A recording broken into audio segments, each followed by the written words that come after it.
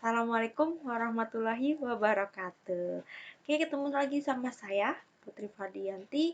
Kali ini saya akan mengajar materi mengenai komputer jaringan dasar, ya.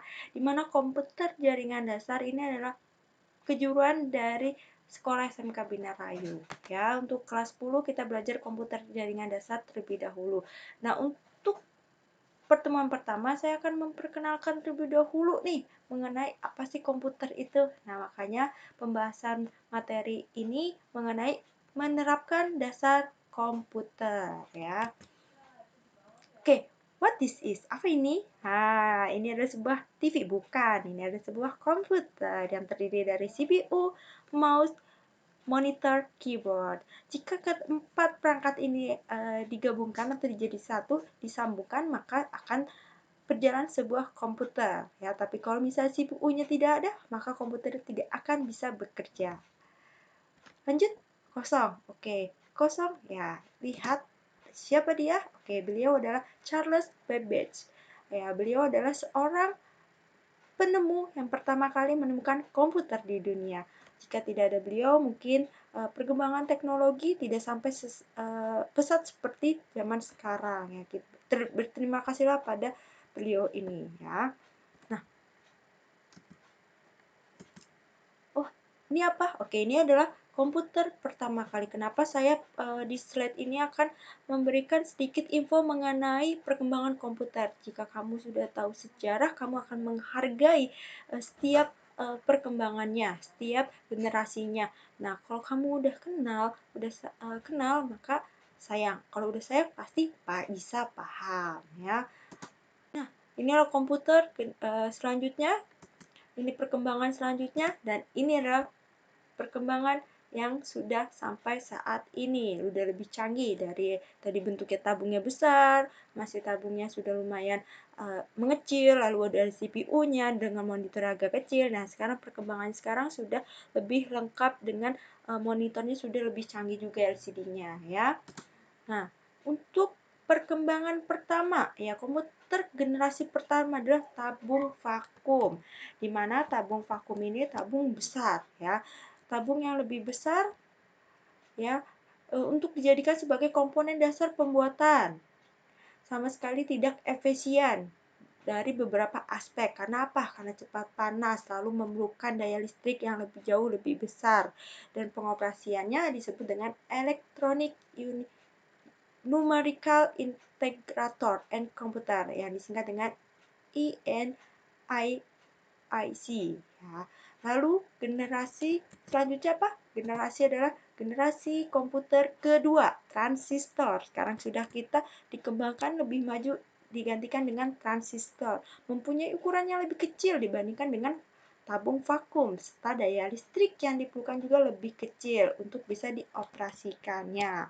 Lalu generasi yang ketiga adalah integrated circuit. Apa itu integrated circuit? Oke, komputer dibuat menggunakan integrated circuit atau IC transistor.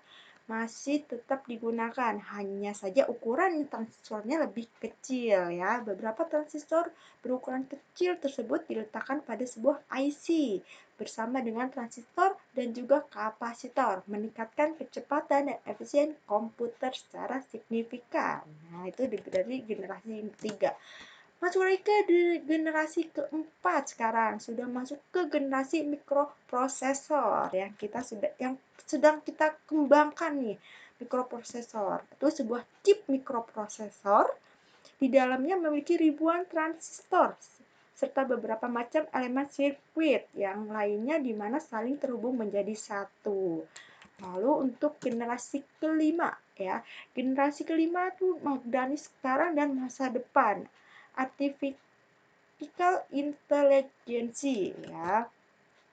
Ini adalah komputer yang ada pada generasi kelima sebetulnya memang masih pada masa perkembangan atau pembangunan di mana komputer generasi ini nantinya akan mempunyai teknologi yang akan bisa atau dibuat dengan berdasarkan dengan kecerdasan buatan atau artificial intelligence. Nah, itu adalah sedikit info mengenai perkembangan komputer dan sejarah-sejarah komputer. Lalu siapakah yang menemukannya? Itu adalah beliau Charles Babbage ya. Lanjut, sekarang dari pengertian komputer menurut tadi. Kalau kamu sudah tahu sejarahnya, pasti kamu harus tahu pengertian komputer itu. Nah, ini saya rangkum menjadi 3 ya. Yang pertama menurut Robert Albismer, komputer adalah suatu alat elektronik yang mampu melakukan beberapa tugas seperti menerima input, proses input, penyimpanan, perintah-perintah, dan menyediakan output dalam bentuk informasi. Lalu yang kedua adalah dari Elias M. Awed, komputer sebuah alat penghitung yang memproses data untuk disajikan dalam bentuk data digital dan data analog. Lalu menurut para ahli yang ketiga adalah Donald H. Sanders, komputer adalah sistem elektronik untuk manipulasi data dengan cepat dan tepat, serta dirancang dan diorganisasikan agar secara otomatis menerima dan menyimpan data input, memproses dan menghasilkan output di bawah pengawasan suatu langkah-langkah instruksi program. Nah, itu adalah pengertian komputer menurut para ahli. Jadi, kalau digaris besarkan adalah komputer sebuah alat hitung untuk memproses sebuah data dari input, processing, lalu output, dan penyimpanan. Nah, di sini ada sistem kerja komputer. Nah, tahu nggak cara sistem kerja komputernya? Nah, cara sistem kerja komputernya kita mulai dari input ya.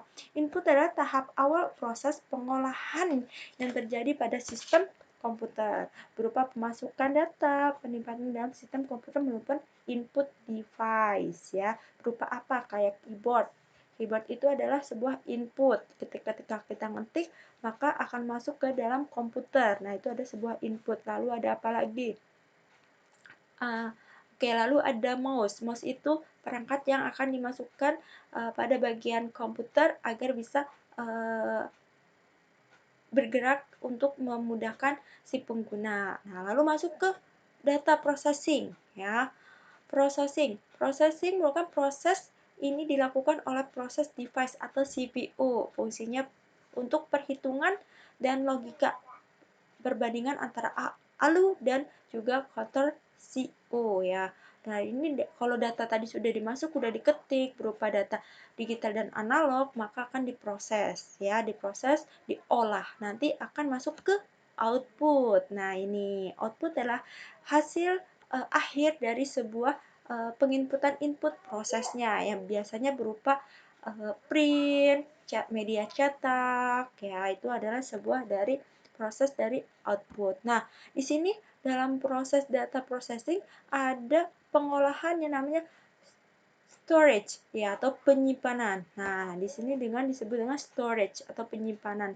Dalam penyimpanan ini, input atau data yang sudah masuk bisa diolah atau disimpan dalam sebuah komputer, prosesor ya atau bisa disimpan dalam komputernya. Nah, dalam storage-nya ini akan dibagi menjadi 2 ya, yaitu secondary storage dan primary storage.